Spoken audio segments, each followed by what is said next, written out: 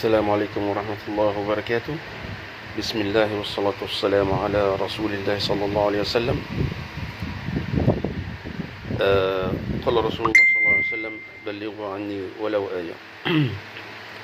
يقول رسول الله صلى الله عليه وسلم: خيركم من تعلم العلم وعلمه. وفي رواية: خيركم من تعلم القرآن وعلمه.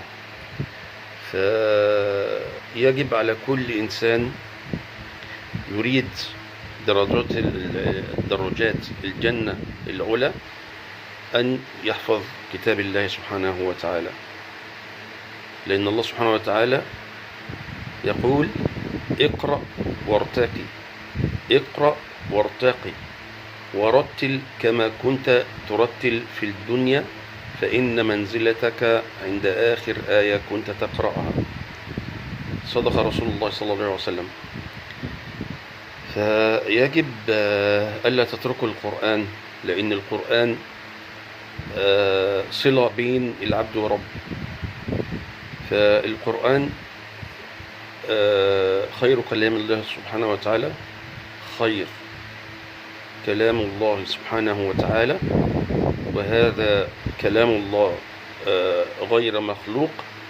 فهذا القرآن كلام الله سبحانه وتعالى ودستور يتحاكم به الناس جميعا، لأن الله سبحانه وتعالى جعل القرآن يتحاكم به الخلق بينهما في حياتهم الدنيا. صدق رسول الله صلى الله عليه وسلم. نرجع للي حصل في استلام الأهلي درع الدوري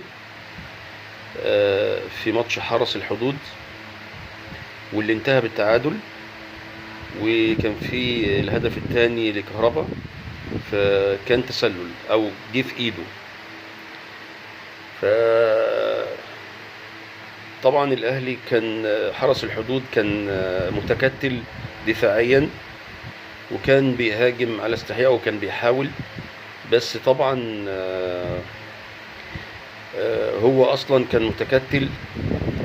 طبعا من حقه ان هو ينهي الدوري وينهي اخر ماتش ليه بقى قبل الهبوط، ان هو يبقى صورته كويسة. انما الماتش تلقائي تحصيل حاصل بين الفريقين، الاهلي حسم الدوري واستلم الدرع، وحرس الحدود خلاص تم هبوطه للدرجة الثانية. فطبعا الهدف جه عن طريق كهربا في دربكة في منطقة الجزاء، فكهربا حولها داخل المرمى بتكتل شديد جدا. وصارت المباراة برضو الأهلي حاول وضيع، وده سمة الأهلي الأيام اللي فاتت دي، إن هو أصلا يعني كور كتير جدا بيضيعها أمام المرمى. والمفروض كولر يشوف الوضع ده، لأن خلاص الدوري اتحسم.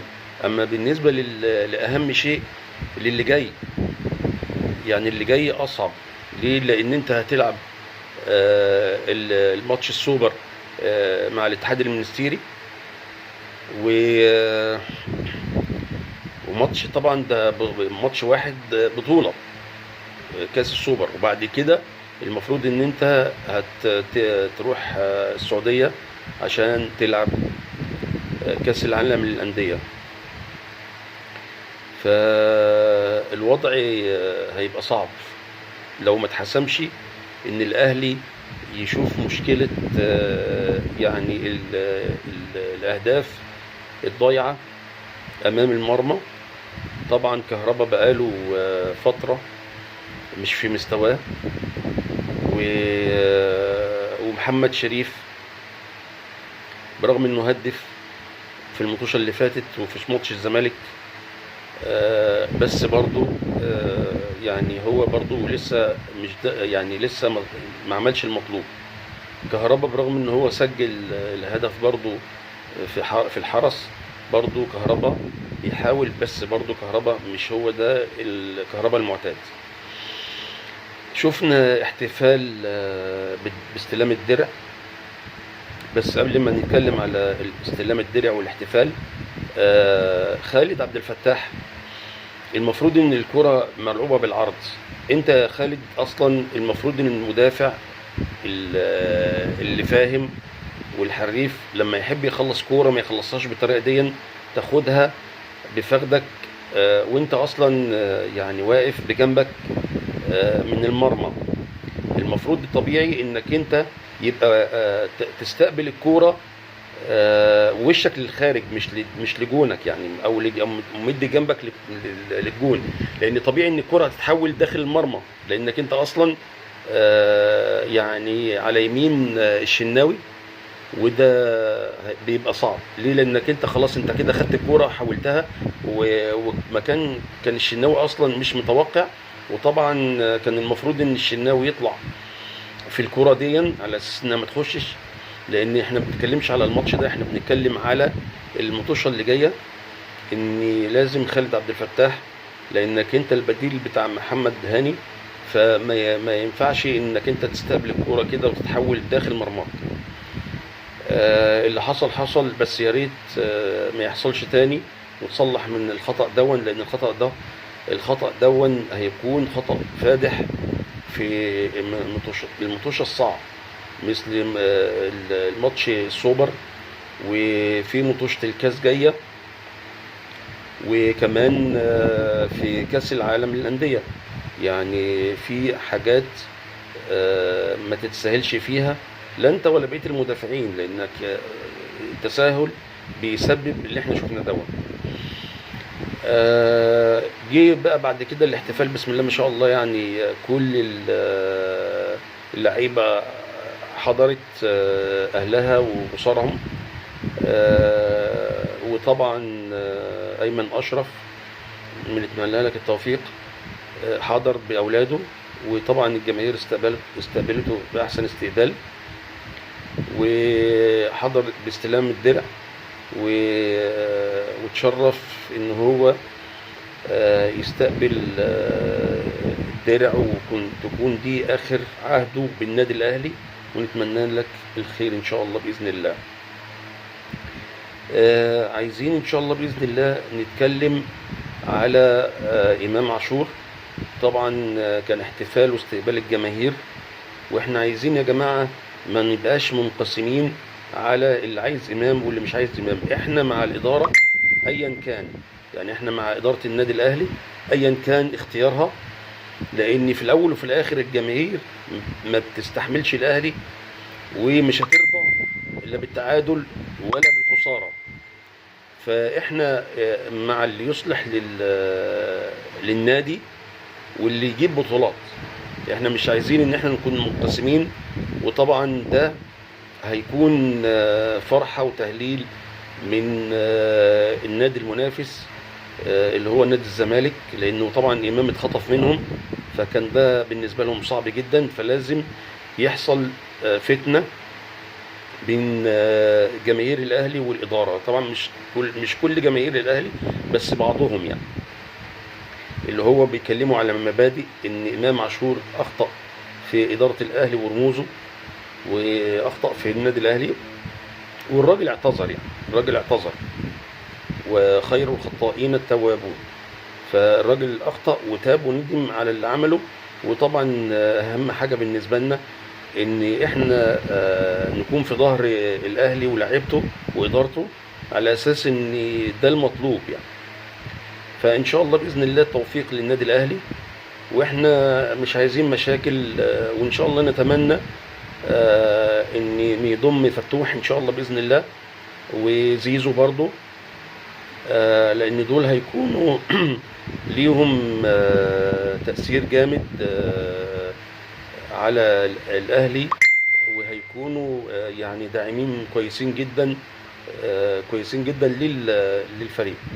اما بالنسبه لرضا بوبو، فالرقم المطلوب فيه يعني مبالغ فيه، واحنا عندنا بسم الله ما شاء الله في الوسط يعني 8 لعيبه على مستوى عالي جدا يفوقوا بوبو. يعني عندك ديانج بسم الله ما شاء الله، والسولية ومروان عطيه، وعندك ندفت كريم ندفت برضو جاي راجع، واكرم توفيق ان شاء الله باذن الله راجع بالسلامه ان شاء الله باذن الله، يدعم برضو منطقه الوسط، لان عندنا محمد هاني برضو بسم الله ما شاء الله مستواه عاد وبقى كويس جدا. عندنا يعني كوكبه كويسه جدا من اللعيبه نعتمد عليهم في الوسط. بس اهم حاجه احنا محتاجين ان شاء الله باذن الله، هيكون ان شاء الله باذن الله عندنا محمد شكري يعني مع معلول، ده في مكان معلول، وان شاء الله باذن الله نقدر ندعم الفريق فتوح، لان ده هيكون دعم قوي جدا لدفاع الاهلي. وان شاء الله باذن الله احنا محتاجين بس وسوزا ان شاء الله باذن الله، اللاعب البرازيلي برضه هيجي ان شاء الله باذن الله، هيكون ليه تاثير جامد جدا في الهجوم. وان شاء الله باذن الله نشوف الاهلي في احسن حال في الموسم الجديد، يحقق كل البطولات، وده املنا ان شاء الله باذن الله. ونرجو دعمكم ان شاء الله باذن الله للقناه، وعلى الفيسبوك ان شاء الله باذن الله، وعلى تيك توك وكواي واليوتيوب. فمحتاجين ان شاء الله دعمكم ان شاء الله باذن الله، وكل جديد ان شاء الله باذن الله، سواء في مجال الدين بنمد باحاديث الرسول صلى الله عليه وسلم والايات القرانيه، لعل الله سبحانه وتعالى ينفعنا بها. وان شاء الله باذن الله في مجال الرياضه، وبرضو ان شاء الله باذن الله برضو هكون معاكم في مجال العمل اللي هو مجال الديكور والتشطيبات والتصميم.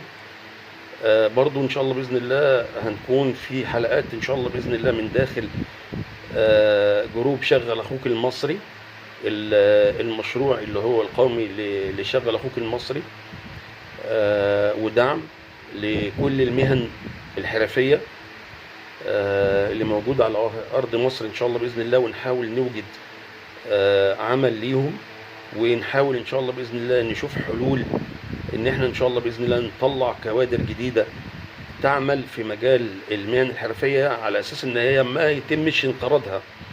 يعني مش عايزين يكون في انقراض للمهن الحرفيه بسبب موضوع التوك توك والشباب اللي بتستسهل في العمل.